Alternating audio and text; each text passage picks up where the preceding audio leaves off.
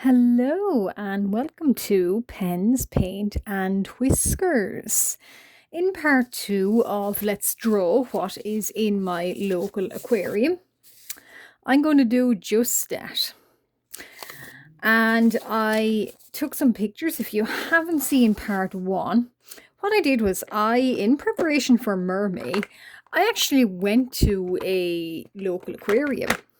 And I took some pictures, so some photographs, and yeah, they are printed out here, of course, but I took some photographs of the residents of said aquarium, and I decided I wanted to inspire or use them to sort of transform them into mer creatures.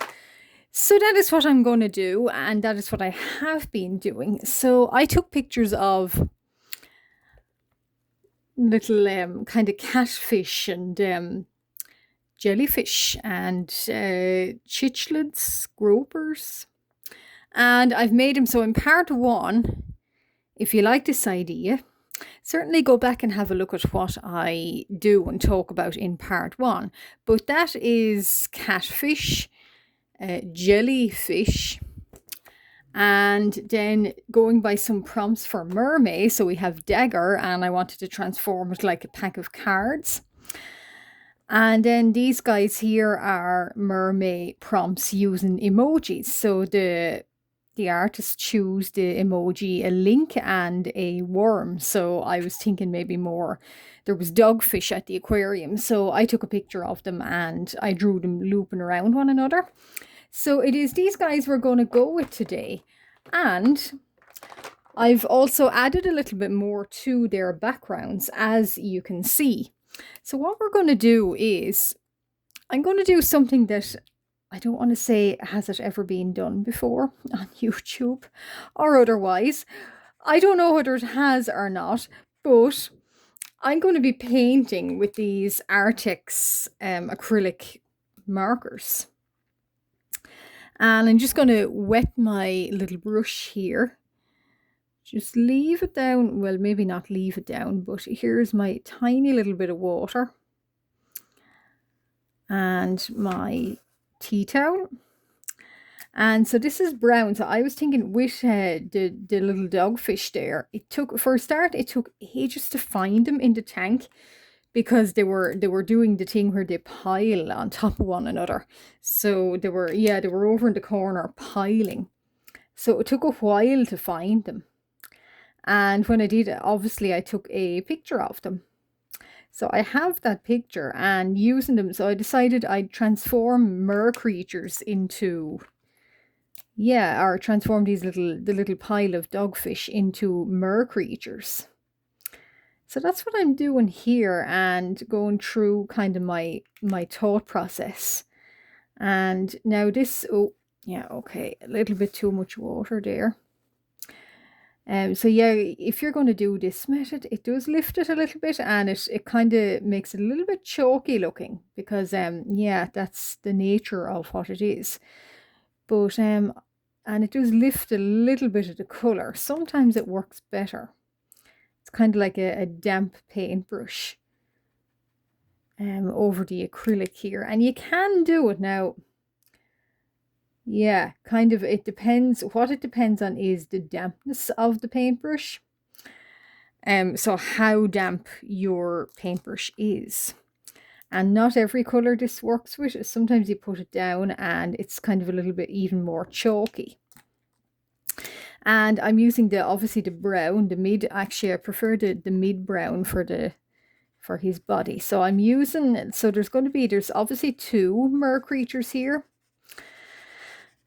And one, I think I'm going to go with, I want the 2 of them to be interlinked, but I like the idea that they're both different colours. Now, it might not naturally make sense when dogfish and those little kind of sharks are brought up. But I'm going to do it anyway, because I want to. And one is going to be a little bit more taupe kind of colour, or beige brown colour, with the brown spots, and this fella here that I'm doing in his body is more dark brown. He's actually going to have the cream spots, so it's going to be the opposite of what the other one is. I think it's a little bit more visually striking that way. Yeah, and we'll do tiny little bit here. So yeah, so if you want to try, or you are trying Mermen, other than letting me know in the comments what you are doing for Mermen, this is why the point of this video is, it's basically some lists of Mermen that you find. They will, that usually on Instagram, they will tell you, they'll give you a list of prompts. Some actually do real life fish. So that's kind of the purpose of this sort of video here. It's kind of how to transform real life kind of fish into mer creatures and how to think about them. That's what I'm doing. And that would be my take on, I know I'm using my own photographs and my own research from what I've experienced. And yeah, you see, I like that now. And that's how I'm kind of making them my, you know, mer creatures here, and hopefully a little bit, you know, believable mer creatures. But that's what I'm doing with fish pictures I took myself. And it's useful for some artists on Instagram do release, say, you know, I remember doing one last year with extinct fish, and it was really interesting and I learned a lot. So, but for this one also as well, I speak about it. I've spoke about it in pretty much all of the Mermen videos so far. This is my last, kind of, this probably here is probably my second last video of Mermen. But some you can combine prompts as well. So that's what I have always been doing for Mermen. Yeah, so combining prompts. So I have been, for example, this there's a prompt. Well, jellyfish is a prompt, but this dagger here, the dagger guys here, and this Lincoln worm, you could combine them. An idea of mine, and I hadn't spoke about this yet, but an idea of mine was to get a dagger in the middle of these guys, even though both the prompts are from two different artists. They can overlap as well, so certainly Moon has came up in several prompt lists I have saved, as has jellyfish. So of course I'm gonna, you know, I'll do one jellyfish. I have done one jellyfish, but he works for the both prompts, so you can totally do that. And so far I've never seen any artists going off at anyone for doing that. They're just happy that you took them up on their little prompt list. So that's really it, and don't be afraid to combine or think outside the box, and maybe only do several prompts per list. I don't stick to one list. I sort of save up quite a lot. They're usually out in April, and from there I'll save them up. And oh, my water, I will save up my prompts, and then I'll just kind of do little sketches and kind of plan it out. And it works, that method works for me, because some of the prompts in a list that I like, some prompts just don't appeal to me, so I don't do them all.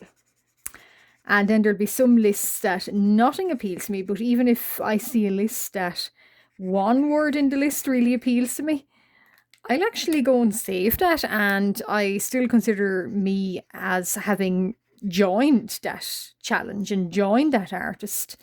Not necessarily completed, but I'm not necessarily an art completionist. So I might have only done one prompt out of them, but that's okay. And another thing is,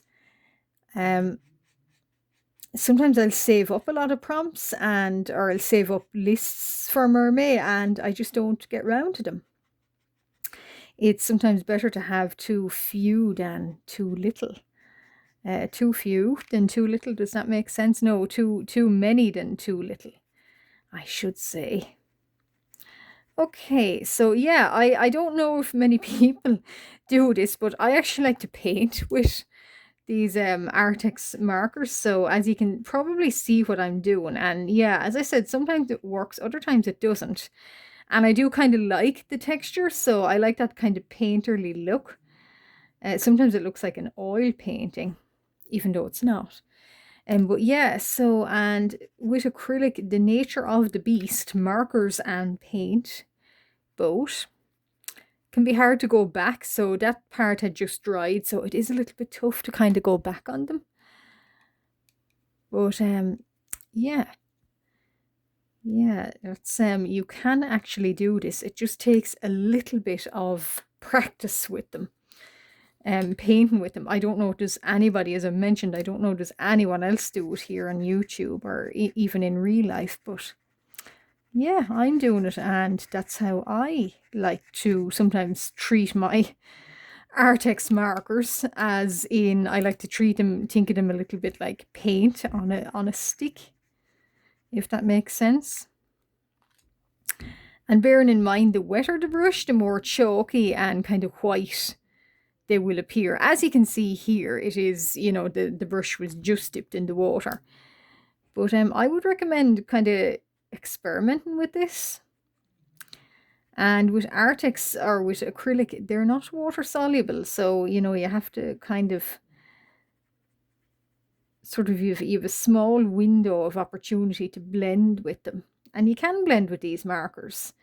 When I first did a swatch of these and an unboxing on my channel, I don't do many, but yeah, I kind of wasn't sure what to do with them. But now I kind of sort of using them and experimenting, and kind of thought, oh, why don't I actually think of these more as just paint on sticks?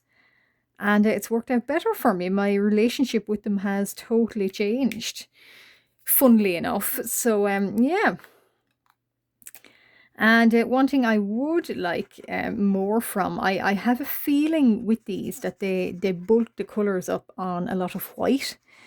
Because even these dark browns here, they seem very white or very pale, even though they are a dark colour. And sometimes in the box Arctics, by the way, if you're listening, nothing wrong per se, but it's just I have some thoughts. And I wonder, are you guys are they bulking up their colours on white? Because they do kind of come off as being very pale, even the dark colours. So yeah, that's what I wonder. And is that why I sometimes, you know, they kind of look not watery, but yeah, pale. And also, why are some markers sort of similar, very similar in tones? There's an awful lot of pinks. I will say I'm not sure what colour box I did get. I know there's a lot of them out there. But I don't know what colours I got, but whatever there was, I noticed there was an awful lot of kind of very pinks and lilacs. Now I do like those colours, but I also would have appreciated maybe a little bit more tones in sort of, yeah, greys even. It would have been nice. So, you know, and some colours virtually look the same.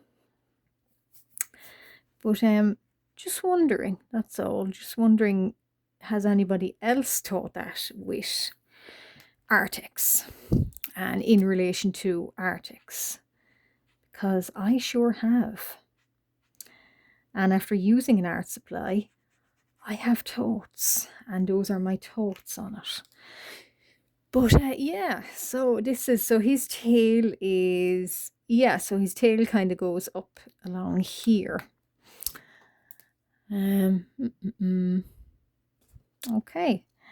And I did want him, I was thinking, I did mention in my last video, I wanted him to look a little bit medieval, but the more kind of I thought about it, well, I like it that they could be, but I kind of was thinking more about their background, and I like kind of the block pink background. I don't know why I choose it. In hindsight, I don't know whether I'd go back and choose it again, but I like it. And it gives him a more kind of striking kind of graphic, sort of a graphic look. Okay, so, and he has a little kind of a little, I don't know what it is. It's kind of little sort of a feeler sort of a thing in his little his fin. So, and also as well, I do speak about, I like my mer creatures, mermaids, mermen mostly. I like mermen more so. I don't know why, I just do, but I like them to their bodies to be very sinewy and long and serpentine. And yes, I do put little horns on them, so kind of like more dragonfish kind of. I like to think that when I'm basing them on real life fish, they're more like they take elements from, say, like this, like a dogfish here, and only elements. Like the rest of them will be obviously, they're fantasy creatures. You can kind of go with how you feel best for mer people, but yeah, I like to think that they're kind of, somewhat, they take elements, like they've got the human element to them. They've also got a dragony kind of element, which they got little horns and spines. And yeah, and the dogfish here, so I like to kind of, yeah, pull kind of elements from sort of other creatures living and not so from them. So I don't know, I'll see, can I do his face now, bearing in mind I don't usually fill in their faces until I have stopped filming, because it is quite small little area. But I'll give it a go and I'll see. So you might notice now as I'm working up his face, he has got little horns. And I might change them out because those little types of shark, they have a little kind of a little frill around their mouth. I didn't get that close to them in the aquarium because they were hiding. But yeah, they've got a little kind of a frilly kind of bit around their mouth. And they're very cute looking, actually. Yeah, so I think we're okay. And I imagine they've got quite big eyes, because what I took from the seeing these little sharks, sand kind of sharks in real life in the aquarium, is they seem to have the quite cute little kind of big, well, cute little faces, but really big eyes. So yeah, so I'd imagine these guys have quite like cats have big eyes and a little smaller kind of roundish face. Now, not necessarily all of it applicable in a human looking build of the face, but certainly we can add it in. And bearing in mind, off camera, I will go over them. So I'll bring in more details, more and more again, and then I'll go over them with a pen. So yeah, so that's him. Now for his companion, so where are we? So just dampen that brush. So I don't actually, unlike actual painting, I don't go for dipping in with paint, wetting the brush, dipping in, wetting the brush. I don't do that. With here, I only keep it minimally damp, and basically, as is painting, it's pushing pigment around, really. So that is what I'm actually doing. And I'm going to push some more pigment around with, I picked out these kind of nice, you see, I'd love more kind of neutral tones, more grey tones from the likes of Artex. And it's just an experiment as well. I think that was the colour I choose for his body. Yes, I think it was. But yeah, more kind of even like a Payne's grey sort of colour, actually. Yeah, this is the This is the darker color. Yeah, I think this was more like it. So even a Payne's grey would be nice, but or something sort of more like Derwent that do a natural kind of a earthy tones or blue tones even would be nice from them. Not saying that there's anything wrong with Arctics, just that some of their colours can be quite, I find them quite chalky. I do love using them, and I do like, having them, and, it's nice to kind of feel kind of nearly like you're painting. But yeah, kind of even more kind of earthy colours is kind of what I would ask for. We'll try a tiny little bit of brown up here, a little bit of brown. So, and if you're new to Arctics, or you just want to start with them, you don't have to use them like I'm using them. But I have decided I like using them like this, even though, yeah, it does sometimes, like what it's doing now, it is washing it out a little bit. But I'm happy with that. I'm happy with the result of how it's coming out looking. But yeah, do be aware that, yeah, I don't know if you're supposed to use them like this, but I do, and I like it. So if you want to try this with Arctics or any other acrylic marker, yeah, it would be interesting to hear your results, even if you want to comment. Or if any other artist that's watching, does anyone paint with them? So, sounds quite mad, but yeah, that's kind of a technique that I realize I like to use, and I am doing here. Now, so his body. So this little guy, the other guy looping around him, his body is kind of the more beige. And I might come back in, you might see me in part 3 actually painting, like gouache, their little spots on them. I might actually do that. I'm not sure what I'm going to do. I never know what I'm going to do in any of the next parts, usually part 3, because sometimes I just like painting myself off camera. And it might be one such case, but now, this is another thing that's a little bit tricky, is blending with them. And the same for acrylic paint. It's basically what I'm doing is trying to blend this darker brown up into the lighter kind of beige. And sometimes it works. Other times it does not. So I'm going to try and rescue the tip of his fin, because I realize that's not where that should be. So now, but it did work well. Sort of this brown here worked well. So you're dragging this brown up into the beige, just to make it a little bit more opaque looking. So I see another opportunity to use some brown here, or this lighter, little bit of a lighter beige. And here. So now I'm going to drag it down. Drag it down into that. Yeah, so, and I'll tidy it up with pen, because,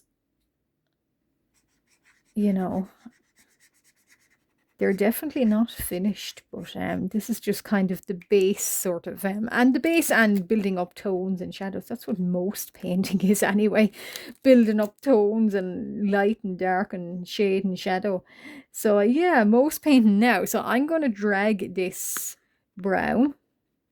Once it's wet, I'm dragging it out. So again, you got to be quick. And you can see now the way that's kind of blending with the kind of beige underneath. So sometimes it works better, other times not. And then I'm going to go over it. So, And another thing I notice is with Artex, sometimes they're very dry. It's probably the paper I'm using. It is watercolor 300 GSM paper. But I just notice anyway, sometimes it can be very dry. And they just take a little bit of kind of shaking or reinvigorating to kind of get them going again. I have heard people say it's probably they don't have a little ball bearing in them, so there's no rattle when you shake them. Maybe that's the reason. I don't know. But yeah, so his tail. So there we go. So focus, please, camera. Focus. No, not focusing. Okay, so that's what they look like. So I'm really happy with the results so far. So I just did a little bit. Now in part 3, I'll either have finished them and I'll just go over what I did off camera and I'll make a start on this guy, or I will just maybe mix up some gouache and paint in their little spots. I think I might do that. The idea of doing gouache again really appeals to me. So I'm going to do that and I'm going to leave off here. But that has been me painting with Artex markers and liking the results. I do like that. I feel that it's no issue to paint over them using a paintbrush and a little tiny bit of water. But it does take some effort. If you've done that, or if you have any other thoughts about it, or any other ideas or anything or what you're doing for Mermaid, please leave it down in the comments. I want to read them. And if you want to comment but you're not sure what for Mermaid, stick a merman in the comments. So that's all I've got. If you've been following me from the very start and you're still here, thank you very much for watching all the way. Thanks very much. Yeah, tell me your thoughts, leave a comment, leave me a merman. And if you've just came upon my channel, why not like and subscribe, especially if you like what you see. So why not, yeah, like and subscribe. I make this kind of art and other sort of art all of the time. There's always a new video out from me somewhere every week. So yeah, and I'd be glad to have you on board. But for now, I'm going to love you guys and I'm going to leave you guys. Bye bye.